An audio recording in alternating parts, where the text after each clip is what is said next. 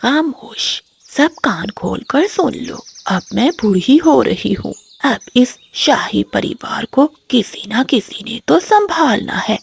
मैंने सोच लिया है, ये नीला हार मैं उसी को दूंगी जो कल सूरज ढलने से पहले मेरे लिए आसमान से गिरता हुआ सितारा लाएगी। जो बहू भी वो सितारा लाएगी इस महल की मल्लिका बनेगी और पूरा जंगल उसी का होगा। और जो इसमें नाकाम रही उसे ये जंगल छोड़कर जाना होगा। ये आवाज किसी माँ की नहीं बल्कि एक जालिम मल्लिका की थी। ये एक मौत का चाल था, ऐसा चाल जिसमें उसकी बेटी पिंकी, बड़ी बहू रानी और छोटी बहू कोमल फंसने वाली थी। लेकिन इस नीले हार के पीछे एक ऐसा भयानक राज छुपा था जो कई सालों से बरगद की जड़ों में दफन था। सावित्री की बड़ी बहू रानी चिड़िया बहुत चालाक थी। वो अपनी सास की हर बुराई में शामिल रहती थी, जबकि छोटी बहू कोमल चिड़िया बहुत सब्र वाली थी। सावित्री की बेटी पिंकी अपने आप को शहजादी समझती थी, इसलिए वो अपनी दोनों भाभियों से नफरत करती थी। बड़ी भाभी, जो माँ ने शर्त रखी है वो नामुमकिन है। आसमान का सितारा कोई कैसे ला सकता है? हाँ, लेकिन अगर कोमल ने कोई चाल चली तो हम कहीं के नहीं रहेंगे। तुम चिंता नहीं करो पिंकी, मैंने कौवों से बात कर ली है। वो कोमल के रास्ते में ऐसे कांटे बिछाएंगे कि वो वापस आने के काबिल ही नहीं रहेगी। कोमल चिड़िया अपनी सास की बातें सुनकर बहुत परेशान थी, इसलिए वो अपने दोस्तों तोता, कबूतर और बुलबुल के पास जाती है।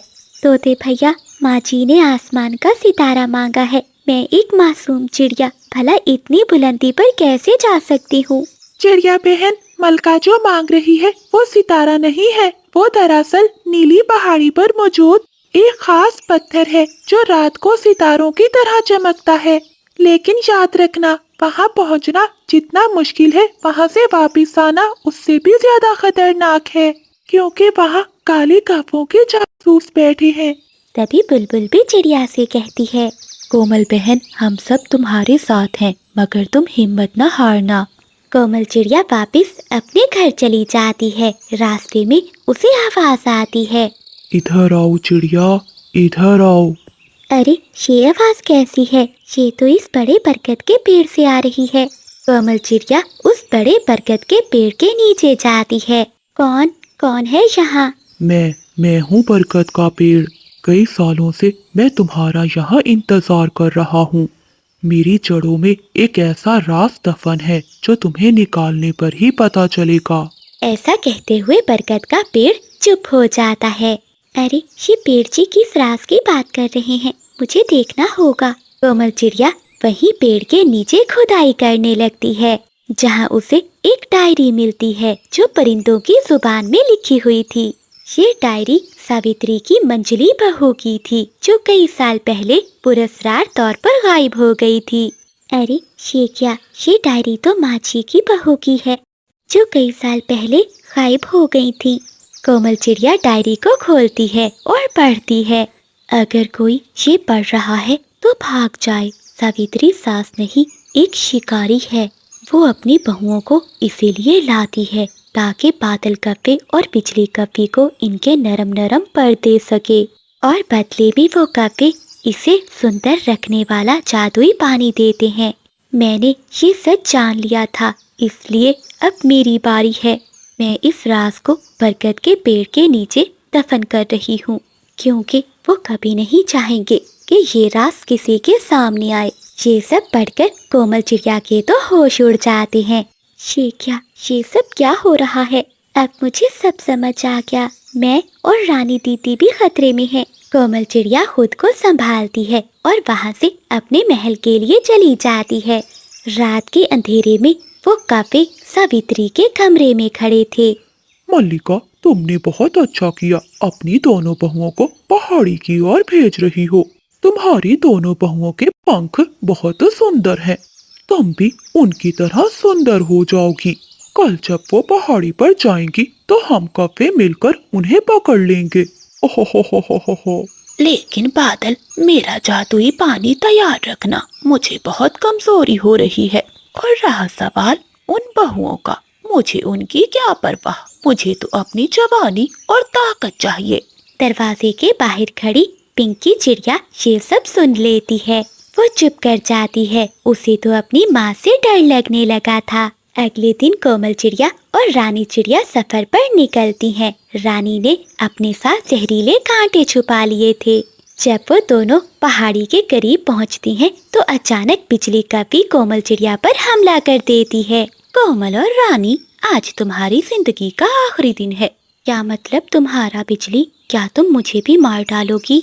बादल जी, ये तो अपनी सास की बातों में आकर अंधी हो चुकी है।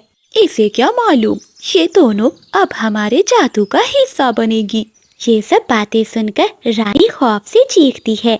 रानी दीदी, ये काफी बिल्कुल ठीक कह रहे हैं। अगर मैं आपको ये सब सच बताती तो आप कभी मेरी बातों पर विश्वास न करती। इसीलिए मुझे सब पता था कि इन्होंने हमारे लिए यहाँ जाल बिछाया है। अच्छा, तू बहुत चालाक बनती है चिड़िया, अभी तुझे बताता हूँ।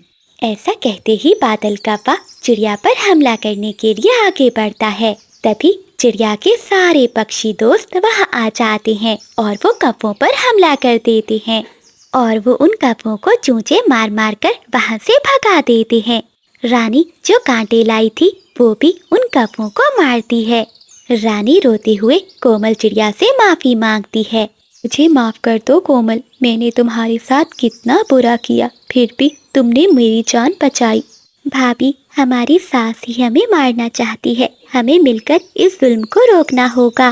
कोमल चिड़िया और रानी चिड़िया जब वापस महल पहुंचती हैं, तो मल्लिका अपने महल में जश्न मना रही थी। अरे ये क्या, ये दोनों यहाँ कैसे आ गई तुम दोनों? लाओ, कहाँ है मेरा सितारा?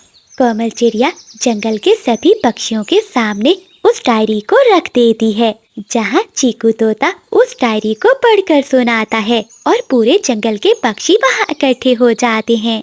माँ जी, आपने अपनी बहुओं के खून से अपनी जवानी खरीदने की कोशिश की। जो आपने अपनी मंचली बहू के साथ किया, वो हम अपने साथ नहीं होने देंगे। तभी पिंकी चिड़िया भी कहती है, हाँ माँ, मैं भी आपसे डर गई थी। मैंने आपकी और कौवों की बातें सुन ली थी। आपने हम सबको धोखा दिया है। ये सारी बातें सुनकर मल्लिका बहुत गुस्से में आ जाती है। सावित्री का जादुई पानी खत्म हो चुका था। जैसे ही जादू टूटता है तो वो एक बूढ़ी, झुकी हुई और कमजोर चिड़िया में बदल जाती है। रानी चिड़िया अपनी सास से कहती है, माँ जी, हम आपको घर से नहीं निकालेंगे, क्योंकि अब मैं आप जैसी नहीं रही। अब आप ऐसी हालत में इस घर में खौफ नहीं फैला सकेंगी। अब से आप माँ की मोहब्बत ही देंगी। अब कोमल, रानी और पिंकी तीनों चिड़िया मिलकर उस महल को संभाल लेती हैं। सावित्री तो अब अपने आप को एक कमरे में बंद रखती थी और अपने किए की माफी मांगती थी। जुल्म के पाँव नहीं होते और झूठ की इमारत एक न एक दिन जरूर गिरती है। सास और बहू का रिश्ता अगर एतबार पर हो तो घर जन्नत बन जाता है, वरना लालच पूरे परिवार को खा जाती है। तो प्यारे दोस्तों, इस कहानी को लाइक, चैनल को सब्सक्राइब और अपने दोस्तों के साथ शेयर करना मत भूलिएगा। आपका धन्यवाद। जंगल में कई दिनों से लगातार बारिशें हो रही थी। उसी जंगल में तोते हलवाई की भी दुकान थी। ऐसे ठंडे मौसम में जंगल के सभी पक्षी तोते हलवाई की दुकान से गर्मा गर्म मिठाई लेकर जाते थे। बबलू बेटा, ये लो पैसे और जाओ तोते हलवाई की दुकान से गुलाब जामुन लेकर आओ। मेरा आज गर्मा गर्म गुलाब जामुन खाने को बहुत मन कर रहा है।